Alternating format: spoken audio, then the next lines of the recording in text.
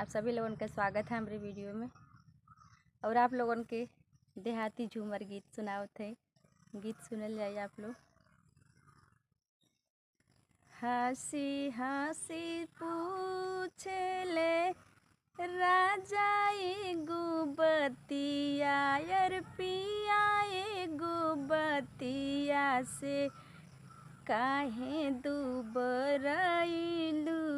ये धनिया, से काहे दुबरइलू ये धनिया।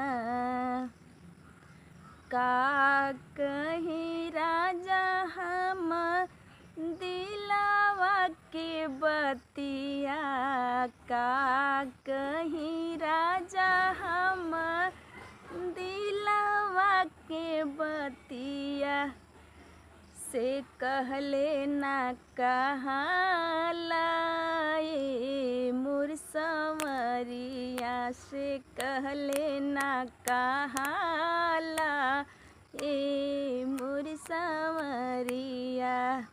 हंसी हंसी पूछेले राजा एगो बतिया, अरे पिया एगो बतिया से काहे दुबरइलू ये मोरी धनिया, से काहे दुबरइलू ये